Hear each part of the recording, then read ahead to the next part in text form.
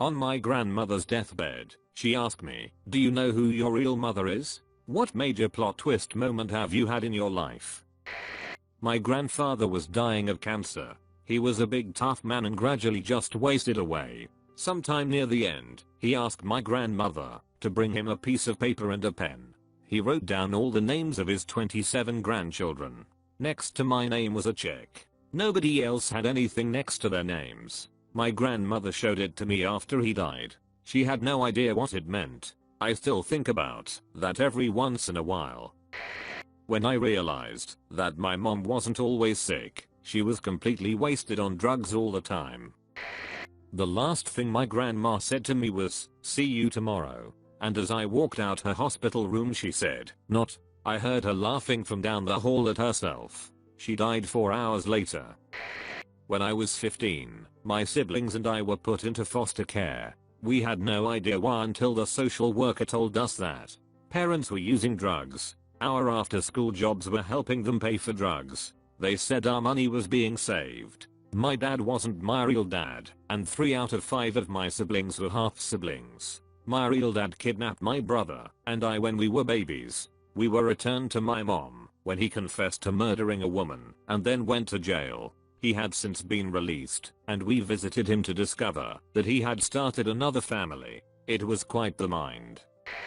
My grandpa was having trouble hearing, and it took us a while to convince him to get a hearing aid. In the meantime he got a phone call saying his Uncle John had died. He asked about a funeral, and was told there wasn't one. That was 2, maybe 3 years ago. I really only saw John when he came up for Christmas, but he was quite the character and my whole family has missed him. A couple weeks ago, my grandpa's cousin came to visit. Grandpa was talking about how he missed John since he died. His cousin said, "What are you talking about? I just saw him 2 weeks ago." Turns out my grandpa misheard the phone call. We figure someone else died, but we still don't know who. John's probably been wondering why no one invites him for Christmas anymore, or visits, or calls. Too long. Didn't read. My relatives come back from the dead.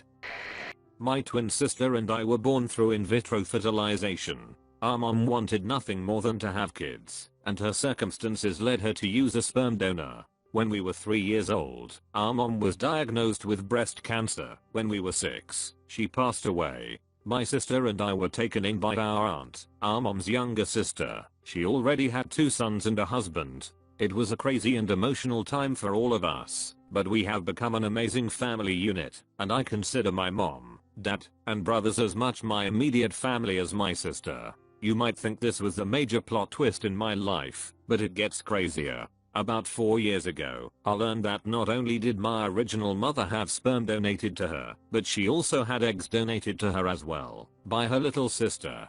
I lost my biological mom, only to be rescued by my genetic mom. All those years I had laughed at the people who said I looked like my brothers and my mom, but the joke was on me. When I think about the sacrifices my 2 moms have made for me and my sister, it blows my mind. Edit. This was my first post ever on Reddit. Thank you all for your replies. I definitely know I'm super lucky and loved, and I'm glad my story could brighten some of your days. I was looking for my social security card in my parents' desk, and I found their marriage certificate. It was dated 1 year later than I thought, 6 months before I was born. All of a sudden, the years of thinking my mother resented being stuck home with kids, the terrible resentful marriage they had, it all made sense.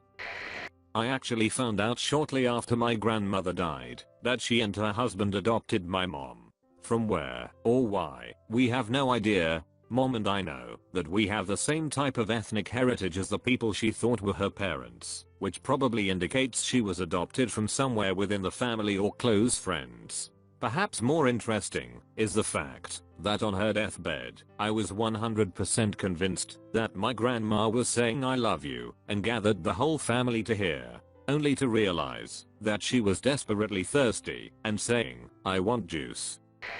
Back when I was in college, I got a girl pregnant. When my mother found out, she broke down crying and divulged that I have a brother out there that I had never met. She had given the boy up for adoption long before I came around. I still wonder to this day if I will run into him. Not me, but I have a friend who found out that his sister, that is 14 years older than him, is actually his mother. He hates his sister. When I was a kid, my parents took me to Universal Studios in LA. When we were there, we met Mr. T, and I spent the next 20 years telling my friends that I had met Mr. T. Everything came crashing down when I had dinner one night with my parents and a girlfriend. The topic of meeting famous people came up, and I told my Mr. T story. My parents chuckled and corrected me. "You mean you met a character impersonator playing Mr. T? Childhood ruined." When I was 12 or 13, my parents took me out to eat at a restaurant. My dad gave me some change to go play a couple arcade games there, and when I ran out of money, I sat back down. My parents had completely serious looks on their faces, and my dad asked me, "How would you react if we told you that you were adopted?" I freaked out a bit, and then they moved on to a different topic. I wondered about it for years, until I realized that I act just like my dad, and I look like both my mom and my dad. When I was 7, I found my birth certificate in the basement of my childhood home. The name under father was not the man I'd believed to be my dad my entire life. I didn't tell anyone about it for years. Edit. For clarification, I'm female. Also, thank you all for your responses. The largest one for me was finding out my parents were never married, although together for 15 plus years, because my father was still married to his first wife, who miraculously got pregnant and had a child while he was in jail for a year for aiding and abetting a known felon. He's a converted Kentucky hillbilly that used to run moonshine back in the day. He refused to turn in his cousin. Multiple things occurred to me that day. My dad is a felon. I have a not quite half sister somewhere. My mother basically had a long affair with my father. I hope like hell there is no inbreeding somewhere, because this story is the epitome of the stereotypes I had heard. So recently I helped clean out my parents' basement, since they really needed it. That place was a hole. I find a box with a bunch of pictures in it, and begin to reminisce about how awesome my childhood was. Me on the NES, me at Disney World, my brother and I at a football game, but then I get to the last picture on the bottom. It is my dad, my mom, and some random that looked to be in her early 20s. The picture, judging by the hair, was taken mid to late 80s/early 90s. "Hey dad," I called. Mom was out of the house. "What?" he yelled back from upstairs. "Who is this in the picture?" I went upstairs to show him. He stared at it for a moment, blinked, and said, "That is your half-sister, Andrea." What? I pursue it more. Half-sister? What? I then proceeded to find out that he had been married before, when he was 18, to some stripper from Vegas. He lived in Arizona until he was about 30. Lorelei, or by her stripper name, Karma, what king ever, had been married to him for about a year, until he realized she was a shopaholic, shoplifting, coke dealing, heroin taking, abusive to her daughter. He got the out and gave the child to his parents to raise, because he was 19 years old. I now have a half sister who I plan to meet. My dad is a real life superhero. He has graphics in aesthesia. He sees numbers as colors and shapes, because those sections of his brain are connected in ways normal people aren't, and he used that to catch a man who was skimming accounts when he worked at a bank. If anyone's interested, I'll write out the full story. Alright, here it is. My dad worked at a bank, and for fun he'd scroll down through the account balances and watch the patterns of color. He did this just about every day, and over time he noticed more and more zeros. They stood out because they are empty space to him, and it looks ugly. He was noticing this in a couple thousand accounts too, just a few black spaces at the end of strings of color. He took it to the police because his boss wasn't listening to him. Turns out his boss was the guy skimming the accounts, but the police never took the investigation seriously until my dad compiled the evidence on his own and took it to them. My dad's a cool guy.